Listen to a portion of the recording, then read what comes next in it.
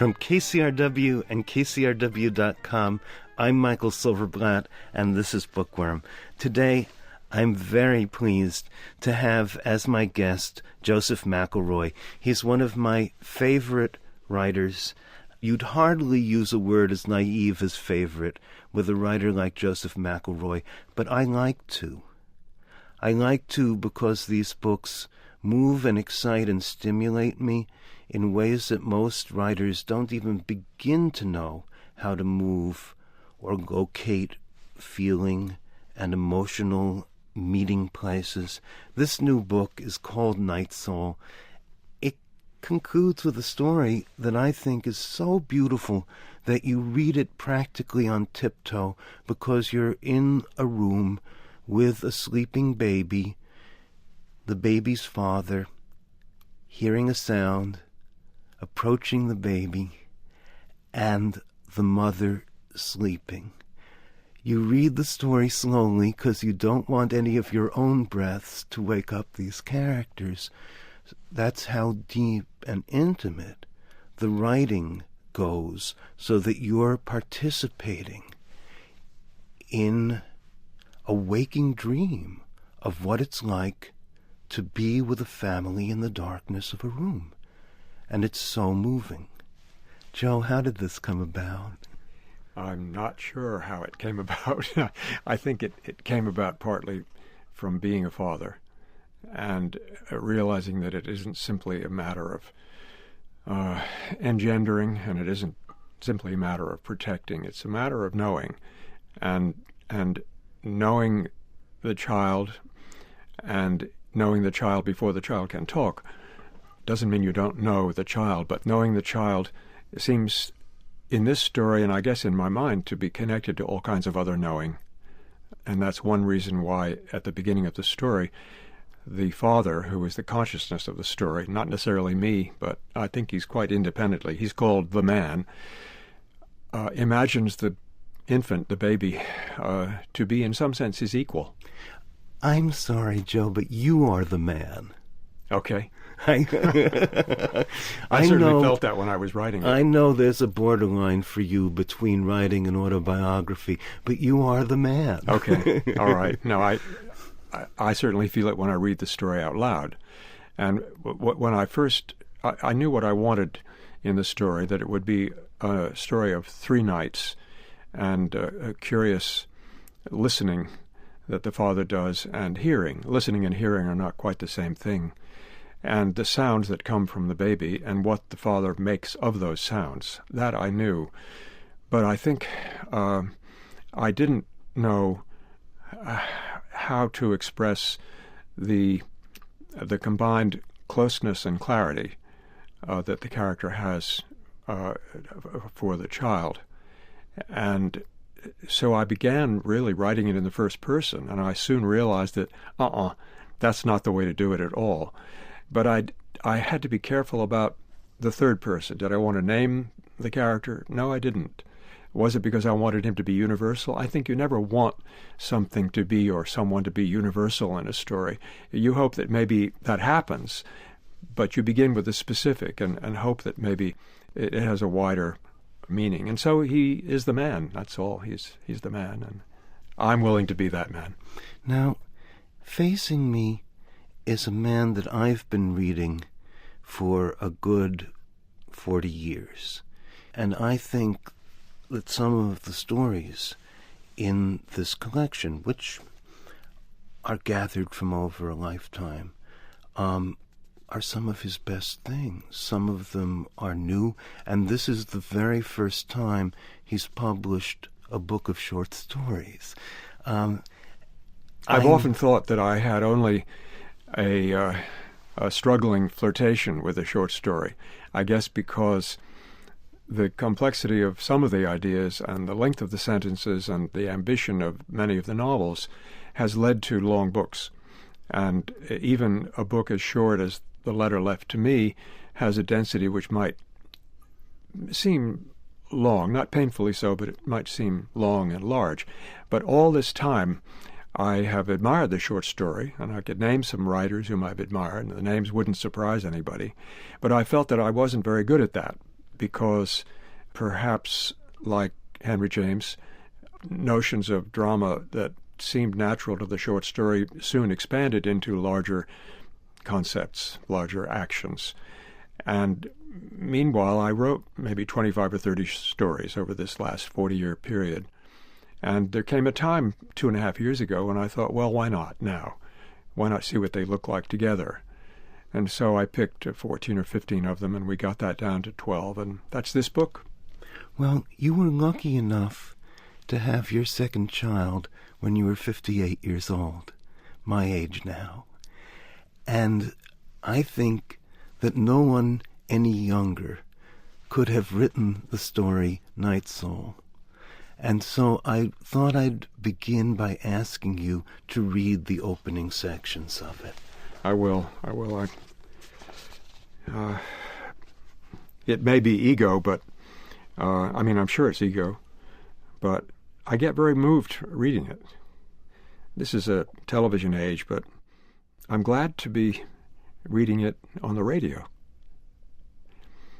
The first night, the man woke to a string of sounds, expelled, quite awful stabs of voice, throat-rasped, deliberate, from the crib across the room, so that for a time he felt the person there to be his equal, and he feared for him.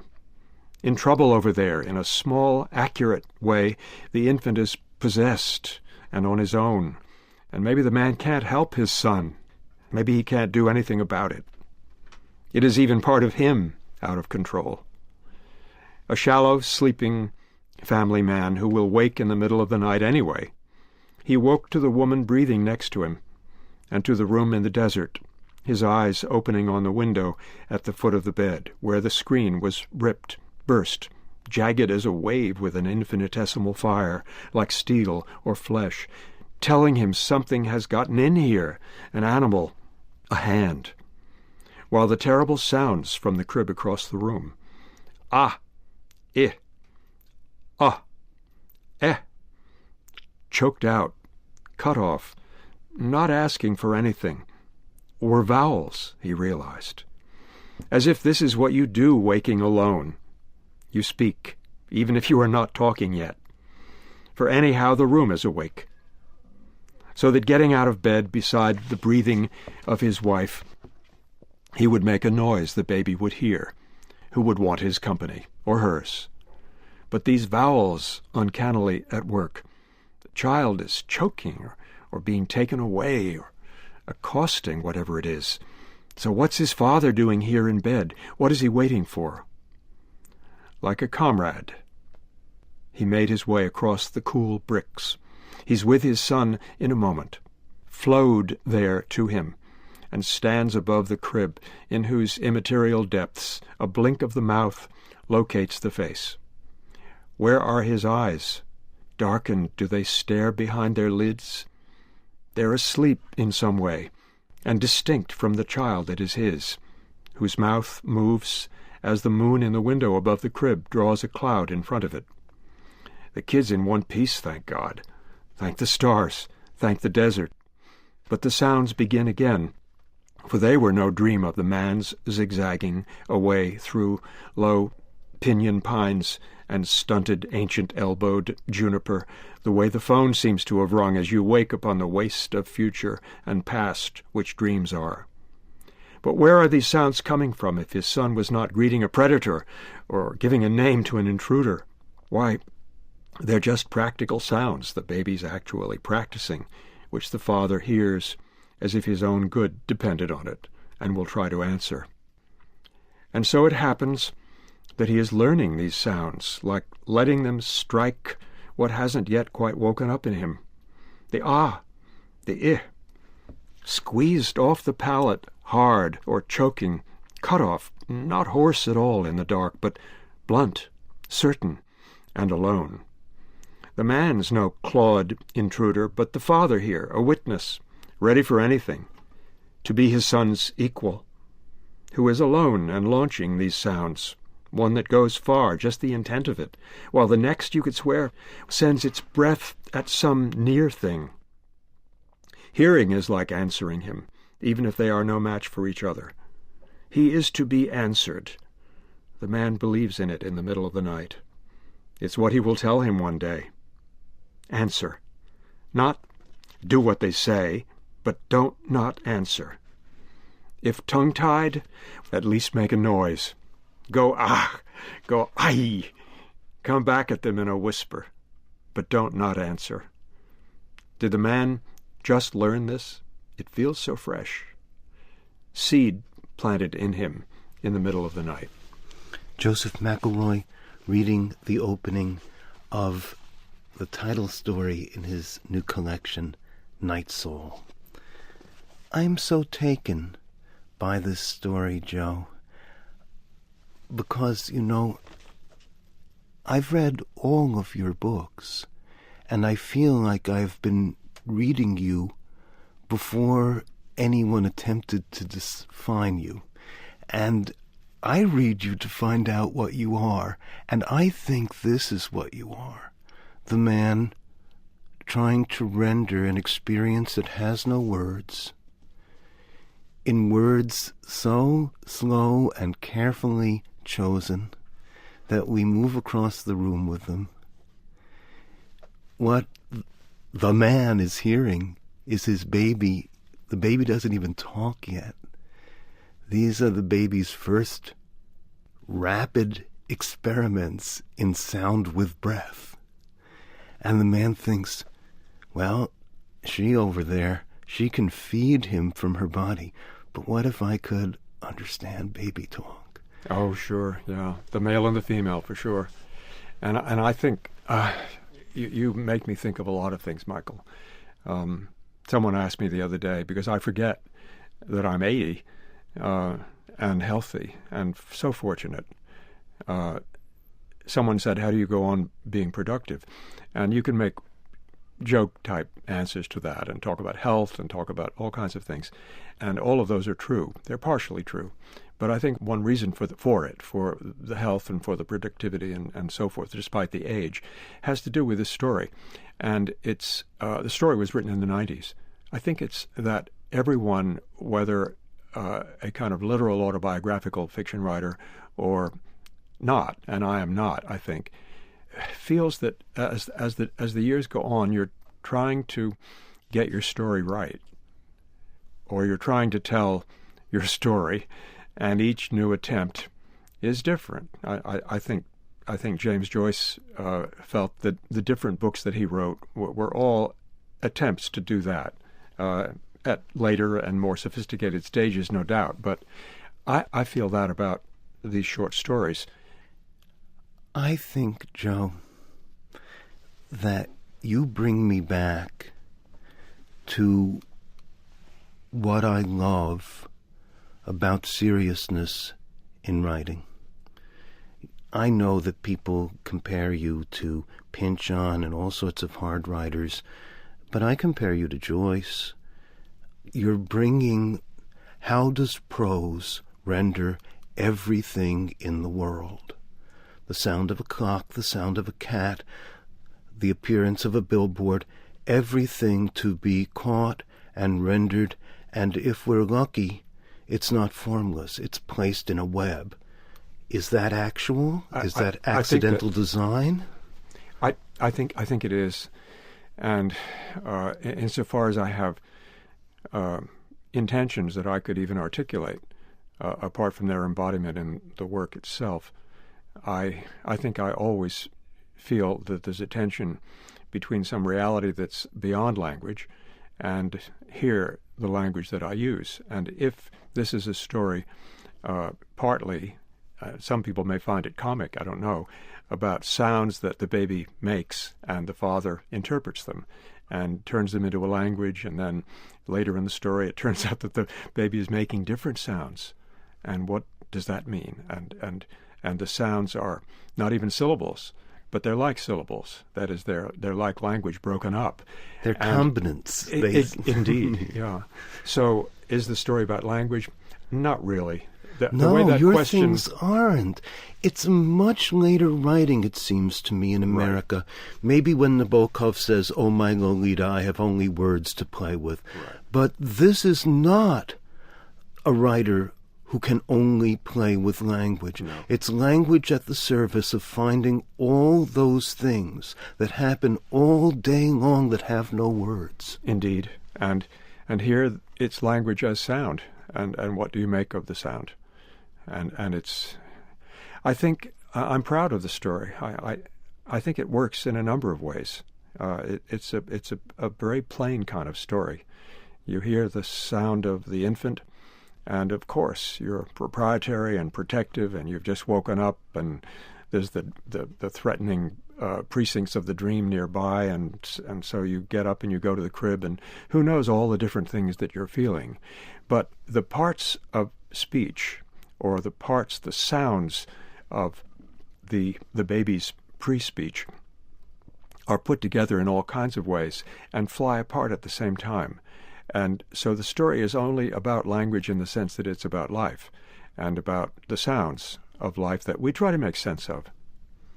I'm Michael Silverblatt, and you're listening to Bookworm from the studios of KCRW. I'm talking with Joseph McElroy, author most recently of Night Soul and Other Stories, published by Dalkey Archive. It's a collection of his stories from across his career, but some of them are so beautiful, and one of them, I think, is one of the 4 or 5 most beautiful stories ever written, and that's why I'm singling it out. He has, too. It's the title story, Night Soul. There we are in a first paragraph that contains stabs, rasped, jagged, possessed, feared, out of control. I mean, we're beginning the way we wake up, which is in a state of panic if we wake suddenly.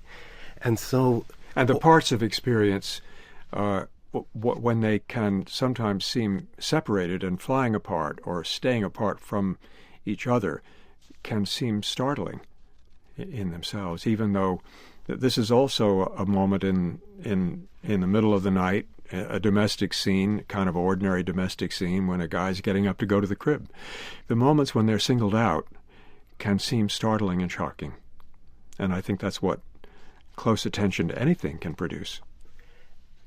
And I love that phrase. It's so shocking. Something has gotten in here. An animal. A hand. Well, there we're back in dream. A hand is floating around the room. Yes, of course, it would be a hand coming through the screen. Quite. Reaching. But in a dream, it would be surrealist. So the dream is there, and the dream is always there. And if I speak of sources, which I don't like to do because I think I'm probably lying if I am, but one of the sources is certainly dream work. It was also important, since this story is a realistic story, a plausible story. It's about what could happen, and I think what even does happen, but at least what does happen in this story. It was important to me, before the story concludes, that we have explained for us why there is that gash in the screen. Because I don't want it to be just some fantasy out of the guy's dream, which is important enough and probably more important. But how the screen got that way, I owe it to the reader, for the reader to know how the screen got that way. Well, you see, in a Joe McElroy work, one's feeling is that eventually, across the adventure of reading, almost every word will account for itself. I think that's one of the things that Joyce introduced, that recurrence of a word 400 pages later, and now, it Of course, clicks into Pynchon does place. that too. Not naturalistically. No, not in the same way. Not in the same way. And as well, it isn't only that the word will recur, because Joyce has a sense of the whole of the work of art, but that on almost any page, which is why Ulysses is a lot easier to read now. It's been in the culture for a long, long time. It's just somehow easier to read, even for kids who pick it up and who haven't had the kind of reading training that you've had or I've had. There is a concreteness, a palpable concreteness in almost every word that Joyce uses. That's one thing that's so important, more important than the Homeric parallels, more important than the enormous complexity of the way that things relate to things. There's also a huge physical palpableness in the words they're there, and they're ours. So are your books here to teach us to read them in the future, like Ulysses? It may be. It may be. I would feel presumptuous to say that. I've been told often, apropos of a book like Lookout Cartridge, and certainly Women and Men, my longest novel, that these are books that will be better understood later. I'm not too happy about that, because it seems to me that that suggests that there's a propheticness that isn't the propheticness that I'm interested in. I think the propheticness that I'm interested in is the future of the next moment. You look closely at the page, you look closely at these words, and if you look closely enough and feel them enough, why, you are carried into something fresh and new, which is like a future. It's like the future of every moment following every other moment. The narrator of this story is saying to the reader and to the father, be aware of everything that you are thinking, feeling, smelling, hearing.